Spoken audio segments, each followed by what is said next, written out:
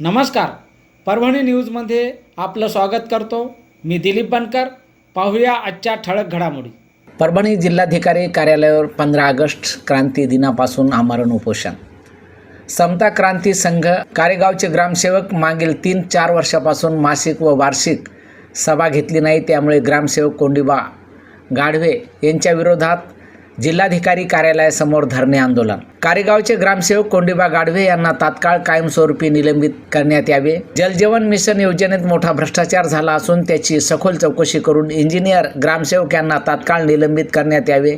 तसेच गुत्तेदार या संबंधित लोकांवर कडक कारवाई करण्यात यावी. ग्रामपंचायत सदस्यांना विचारत न घेता कोणत्याही योजनेचे ठराव घेऊन खोटी बिले उचलून कोणतेही काम केले नाही त्याची चौकशी करण्यात यावी.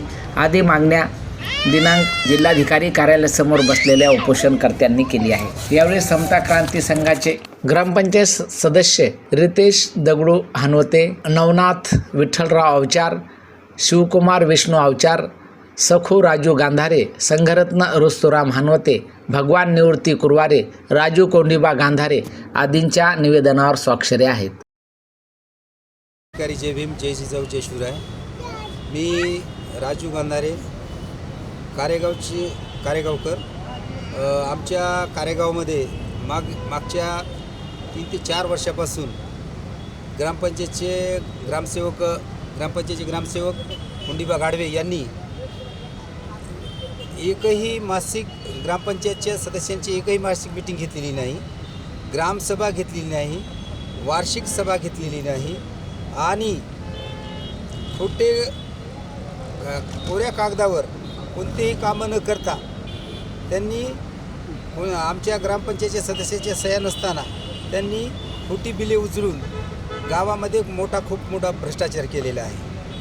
गावासाठी 18 ते 20 कोटी रुपयाची जलजीवन मिशन अंतर्गत पाण्याचा प्रश्न मिटवण्यासाठी सरकारने गावाला 18 ते 20 कोटी रुपये दिलेत. परंतु गावामध्ये 3 ते 4 वस्त्यामध्ये पाईपलाईनच त्यांनी पुरवलेली नाही आणि नळ कनेक्शनसुद्धा नाही.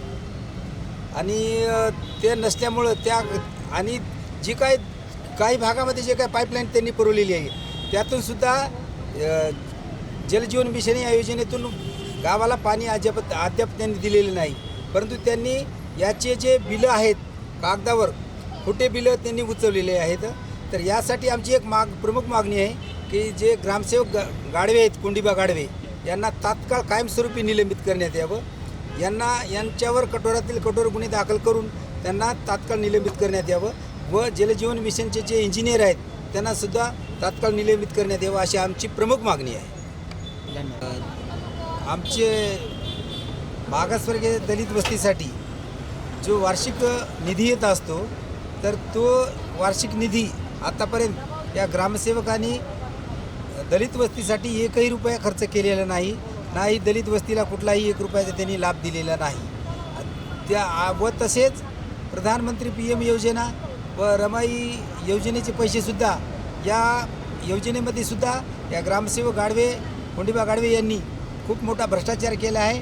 तरी प्रशासनास माननीय शिवसाहेबांना मी विनंती करतो व कलेक्टर साहेबांना सुद्धा विनंती करतो की त्यांनी तात्काळ चौकशी करून या गाढवे ग्रामसेवकांना तात्काळ निलंबित करण्यात यावं अशी आपली नम्रतेची विनंती आहे.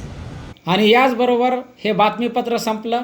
पुन्हा भेटूया पुढील बातमीपत्रात. शहरातील ताज्या घडामोडी जाणून घेण्यासाठी पाहत राहा परभणी न्यूज.